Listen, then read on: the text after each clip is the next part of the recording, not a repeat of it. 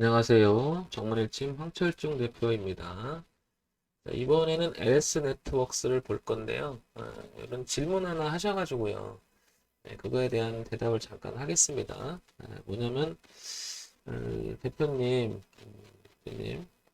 물린 종목은 특히 손실이 큰 것들은 어떤 식으로 손절하는 게 덜 손해 볼까요? 이렇게 질문하셨고요. 손절이 잘 안 됩니다. 이렇게 말씀하셨잖아요. 황 대표의 생각을 그냥 얘기해 볼게요. 들어가기 전에 어떤 대응 전략을 미리 짜놓지 않으면 그 다음에 일이 벌어지면 손이 잘 안 나갈 거예요. 처음부터 그래서 정해놓고 해야 되는데 그래서 우리는 이제 가치 투자, 내재적 가치를 보고 장기적으로 들고 갈 수 있는 종목이냐 아니면 단기적인 흐름을 볼 것이냐 뭐 이렇게 보는데 처음부터 기본적인 기준을 설정해 놓지 않으면 그 종목이 좋은 종목이라 하더라도 눌림이 깊어지거나 또 하나는 시간이 필요하다 그러면 마음고생, 시간고생을 또 엄청 하게 되죠. 그렇기 때문에 처음부터 내가 진입을 하는 원칙, 그 다음에 손절하는 원칙, 그 다음에 청산하는 원칙, 기본적으로 이런 건 설정을 해놓고 해야 되지 않을까 이런 생각이 듭니다. 그리고 일단 이제 벌어진 일이라면 거기에 대한 대응을 해야 되잖아요. 그러니까 예를 들면 LS 네트워크스를 예를 들어 볼게요. 이거 이제 종목을 제가 보려고 했던 건데 여기서 물릴 수도 있고요. 뭐 여기서 사서 물릴 수도 있어요. 그죠? 뭐 여기서 사서 물릴 수도 있고요. 지금 현재 가격이 여기니까요. 따라서 이 종목은 3,350원 이상에서 산 거는 다 물려 있는 형태가 되잖아요, 지금. 그러면 뭐 어떤 사람은 여기 사가지고 정말 여기 사가지고 다 물려 있는 형국이 될 거예요. 그러면 지금 상황에서 이거를 어떻게 하면 손절을 잘하거나 아니면 들고 있어 봐야 되는지 이런 판단을 하기가 정말 애매해지잖아요. 어떤 기준이 없었다면 처음부터. 자, 그래서 저는 단순하지만 이런 생각을 해요. 단순하지만 어떤 생각을 하냐면 단순하지만 월봉을 먼저 보면 안 깼어요. 이 흐름을 그죠? 근데 이제 일봉을 보게 되면 현재 고가가 낮아지면서 오히려 흐름이 하방으로 유지가 되고 있다라는 거죠. 그죠? 이렇게 보면. 그러면 기준을 월봉으로 보게 되면 살아있고, 여기 살아있다라고 하는 것은 흐름을 얘기하는 거지, 뭐 생명체처럼 살아있다 죽었다 이런 표현은 아니고요. 그죠? 흐름이 우상향으로 가고 있다라고 하는 것은, 더 가격이 낮아지기 전에 누군가는 사 들어온다라고 하는 것은 그만큼 가치가 있으니까 이 정도 밀렸을 때 좋은 가격이 아닐까? 아니면 그 가격에서 누군가는 매집을 하거나 아니면 세력이라면 그 자리에 방어가 들어가겠죠. 어쨌든 자연스러운 흐름이 유지가 된다라고 하는 것은 중요한 의미를 갖는다. 그게 우상향으로 가는 자연스러움이냐, 우하향으로 가는 자연스러움이냐. 그러면 LS 네트워크스 같은 경우에는 만약에 어딘가 들어갔다면 지금 월봉을 보게 되면 지금 잘라버리면 일봉을 보고 무서워서 더 이상 잘라버리면 어쩌면 이 자리가 저점이 될 수 있겠다라는 생각을 가질 수가 있잖아요. 왜냐면 지금 보다시피 월봉에서는 지금 1년 이상을 자연스럽게 이선을 유지하고 있잖아요. 근데 눈에 안 보이는 거잖아요. 그러면 저 화살표가 이렇게 된 거랑 지금 거의 비슷한 거잖아요. 그죠? 그럼 어떻게 보면 이거는 올라갔다가 눌림을 주고 다시 나갈 수 있는 위치죠. 그러니까 이런 데서 만약에 뚝 잘라버리면은 이렇게 돼버리면 많이 속상하죠. 그죠? 많이 속상하죠. 물론 꼭 이렇게 된다는 건 아니죠. 그죠? 여기서 이탈하면서 주가가 더 빠질 수도 있죠. 그죠? 모르지만 그동안의 흐름을 보게 되면 이 월봉만 봐도 대추세를 넘겼던, 그죠?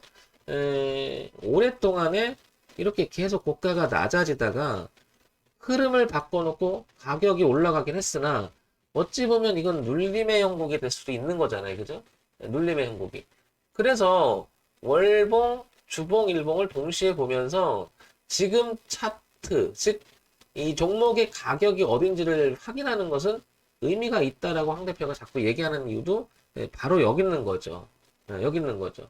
왜냐, 그냥 단순히 가격을 보게 되면 이 위치가 어딘지 잘 안 보여. 어디는 저하 있고 어디는 지지가 있는지 중요한 거죠. 왜냐하면 그동안의 가격 흘러왔던 그 과거의 역사니까요. 그래서 단순하지만, 단순하지만, 일봉을 보기만 하더라도 이런 흐름에 지금 저항을 부딪혔다는 것은 뭐 다 알고 있는 사실이잖아요. 그러니까 저 위에 윗꼬리가 엊그저께 달았다는 것만 해도 저런 것만 보더라도 아, 이게 흐름이 이렇게 가는구나. 아, 그 다음에 여기를 지지하는 모습이 왜 나오는지를 봤더니 여기 월봉이었더라. 이런 최소한의 기준은 우리가 볼 수가 있는 게 바로 차트 분석이거든요. 차트 분석. 어떤 분은 그래프로 표현하고 막 이렇게 하는데 이 차트 분석이 가지고 있는 의미가 바로 여기 있는 거죠. 그 다음에 이제 내재적 가치 같은 것을 매칭을 시켜보는 그런 여유가 있어야 되겠죠. 그죠? 자, 그러면 보세요. 월봉하고 주봉하고, 이제 왼쪽 아래가 주봉인데, 이렇게 올라오는 주봉하고, 이렇게 보면, 전부 다 여기서 만나요. 그죠? 지금 현재 이렇게. 밑에서 자연스럽게 올라오는 트렌드선하고, 그죠?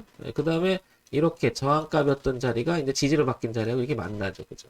그러면 월봉도 그렇고, 일봉에서만 현재 흐름이 이렇게 내려가는 형국으로 보이는 거죠. 그죠? 일봉에서만. 무슨 얘기냐면, 고점이 낮아지고, 그에 따라서 저점도 낮아지면서 하방으로 진행한다라는 표현을 쓰는 거죠. 이렇게.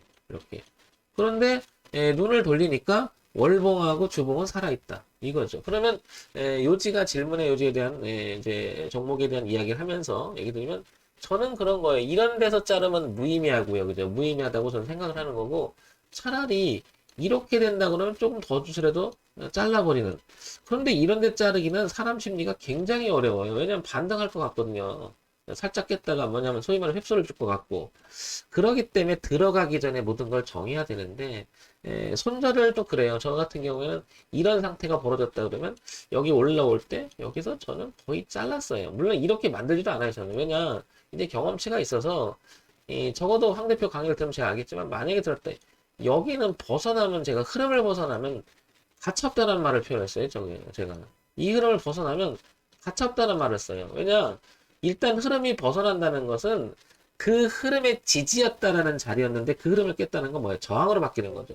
소위 말해서 저항은 주식 이야기하면서 굉장히 많이 나오는 얘기 저항은 지지로 바뀐다. 이 표현. 그 다음에 지지는 저항으로 바뀐다. 이 표현. 저항은 지지로 바뀐다. 이 표현이고요. 그죠? 그 다음에 저항은 오버슈팅이 나면서 지지로 바뀐다. 이런 표현들이 어떻게 보면 주가 흐름에서 굉장히 많이 나타나는 흐름들이거든요. 그래서 흐름에 대한 기준이라고 하는 것은 의미가 있는 거죠. 그 기준대로만 해도요, 우리가 대응할 수 있는, 갈등하지 않고요. 그러니까, 단순히 가격을 보면서, 뭐, 이 정도는 이게 아니고, 그동안에 흘러왔던 차트 분석을 통해서, 어떨 때는 굉장히 정확할 때가 많거든요. 왜냐, 이 종목을 보는 사람들은 다 관심 있을 거란 말이죠. 그죠? 그러니까 이런 부분들을 한번 참고해 보시라는 거죠. 따라서, LS 네트워크스를 예를 든다면 이 종목은 현재 월봉 그리고 이 월봉의 이 흐름 그리고 주봉의 흐름 이게 지금 주목달깨고 지금 이 자리는 굉장히 중요하다. 그럼 다음에 올라왔을 때 일봉에서 봤을 때는 이걸 헤쳐나가 준다면 그죠? 이걸 헤쳐나가 준다면 소위 말해서 월봉에서 올라왔다 눌림을 주고 튕겨나가는 격이 되는 거고, 그죠? 일봉도 이렇게 돌아가면 변곡이 만들어지는 거고요, 그죠? 그 다음에 주봉도 마찬가지로 들어왔다 나가면 흐름을 바꿀 수 있는 거죠, 그죠? 그래서 주봉하고요, 일봉하고요, 그 다음에 월봉하고요, 그것을 제끼는 자리를 우리는 여기 변곡이라고 할 수 있는 거죠. 이 영역으로 들어간다면, 그죠? 저는 이런 영역으로 들어가면 매매하기 정말 좋아하거든요. 그러다가 다시 이 저점이 기준이 되는 거죠. 이 저점을 깨면 과감하게 던져버리고요. 이 저점만 안 깨면 이 기준이 돼서 그러니까 소위 말해서 이게 하락 영역이라면 이쪽은 상승 영역으로 보는 거고 이 하락을 이탈하기 전에 이렇게 올라가줘야 된다고 보는 거죠. 물론 제 맘대로 가진 않죠. 그러나 변곡에서 우상향으로 틀어져 가는 케이스가 굉장히 많죠. 그래서 LS 네트워크스는 지금 이 가격의 기준, 이 저점이었던 한 대략 3,000원이라고 하는 기준 대단히 중요한 의미를 갖는 것 같고 그 다음에 이제 아까 질문에 대한 이야기 중에 손절 어떻게 해야 되나요? 그러면 이런 것은 손절할 의미가 없는 거고 그죠? 만약에 여기서 이탈한다면 정말 많이 고려를 해줘야 되겠죠. 이게 바로 될 거고요. 그럼 이런 건 이제 최악의 손절이 되는 거죠. 그죠? 그래서 의미 있는, 저 같으면 이렇게 됐으면 이렇게 올라올 때 부딪힐 때, 여기 만약에 이 트렌드 부딪혀 주잖아요. 그럼 비중을 줄여요, 저는. 그게 이제 최선이라고 저는 생각을 하는 거죠. 왜냐, 지나간 것은 다 우리가 눈에 들어오지만, 지금 당장을 보게 되면 굉장히 그게 안 돼요. 아무리 하려고 해도. 왜냐면 기대감이 있기 때문에요. 자, 지금 종합주가 지수도 한번 보게 되면, 황 대표가 워낙 많이 했죠. 현재 흐름이 이러하니, 그리고 지지와 저항이 뚜렷하니, 이게 바로 이거죠. 지지가 전형적으로 저항이 바뀌었고, 이번에도 전형적으로 지지가 저항으로 바뀌었습니다. 그래서 우상향으로 내려온 아주 전형적인 흐름이라고 얘기하는 거죠. 종합주가 지수에서 얘기는. 제 강의를 들으신 분들은, 이 방송을 들으신 분들은, 이 종합주가 지수의 흐름에 대해서 워낙 많이 얘기해가지고 제가 그죠? 이런 거는 다 인식을 하고 계실 겁니다. 자, 그래서 LS 네트워크스는 그런 식의, 그리고 물려있다라고 하면 이런 부분들을 만들지 말아야 돼, 앞으로는. 그리고 최대 그렇다는 얘기는 반등을 해주면 그런 의미 있는 자리에서 비중을 줄여나가는 거죠. 내려온다라고 하는 것은요, 내려온다는 것은 반등할 때요, 저항이 많다는 거죠. 이 저항이 많다는 것은 무슨 말이에요? 현재 주가가 여기라면 다 물려 있는 거죠, 다 손해보고 있는 거죠. 그러니까 올라온 애들은 이게 다 저항이죠, 다. 반면에 올라가는 주식은 지금 여기 있다 그러면 다 수익이죠. 어딘가 들어간 사람은. 그러니까 다 지지만 남죠. 지지만. 거꾸로. 그래서 우상향으로 가는 게 의미가 있는 거고 우하향으로 가는 게 의미가 있는 거죠. 그래서 부딪히는 자리 있죠. 그런 자리에서는 뭐 비중을 줄여나가는 게 최선의 손절이 아닐까. 저는 이렇게 생각을 하는 거고요. 이런 거 참고해 보시라는 거고요. 자, 그 다음에 이제 LS 네트워크스 이제 이걸 보게 되면 LS 네트워크스 실적을 또 봐야 되겠죠, 당연히. 실적을 보니까 작년 후반기 때 740억, 1060억, 그 다음에 후반기 때 작년 전반기나 후반기나 거의 비슷합니다, 그죠? 근데 이제 최근에 보면 좀 흑자로 돌아서 요거 하나는 좀 특징적인 거죠, 그죠? 그 다음에 연간 실적을 볼게요. 그동안 보시면 잘 나가다가 이 적자가 됐어요, 그죠? 근데 올해도 좀 비슷하잖아요. 그렇게 되면 모멘텀 자체가 실적인 모멘텀은 좀 캐천이 찍히는 거죠. 그러니까 다소 주가는 밀리는 듯한 그런 모습이 아닐까 보여집니다. 하지만 이 자리는 소위 말해서 여기서부터 이제 실적이 조금 전에 보니까 그죠? 분기 실적이 좀 낮아지는 부분이 보이잖아요. 그러면 이런 자리에서는 소위 말해서 여기서 멈추고 기술적 반등이 일단 일어나면서 실적이 좀 동반되면 반등하지 않을까. 그래서 이게 멈춘 게 아닐까 이런 생각이 듭니다. 그러니까 더 중요하죠. 차트랑 실적이랑 그 다음에 이렇게 시장에서 이야기하는 것을 한번 이렇게 매칭을 시켜보면 어느 정도 이제 감이 오는 거죠. 그 감이라고 하는 것은 기준을 잡는 감을 얘기하는 거거든요. 그래서 여기서 시장에서 얘기하는 이재명 관련주로 또 뭐죠? 소위 말해서 재료가 또 하나 있는 거고요. 그죠? 이런 내용들이 포함된 것을 봤을 때는 이것도 여기를 관심 대상으로 삼을 만한 자리가 아닌가. 그러면 이거는 유심히 지켜보고 있다. 이 저점에 사는 것도 의미가 있겠지만 저 같으면 항상 여성이지만 이 흐름을 바꿔놓고 시작을 해도 안 늦거든요. 이때부터. 근데 이제 바꿀 때 되도록이면 거래가 좀 동반되면 더 좋고요. 그죠? 그러면 그 물량을 치면서 지금 이렇게 물량을 매집해서 무게를 실어가면 그래야 되잖아요. 왜냐하면 이제 세력 입장에서는 모아서 가는 것도 되게 중요하잖아요. 그러니까 매집 단계가 필요하거든요. 그냥 급등하는 것보다. 그럼 무게가 실어 더 많이 가는 경우 있는데 소위 기술적 반등이 일어나면 오히려 두드러 맞고 떨어지는 경우 되게 많죠.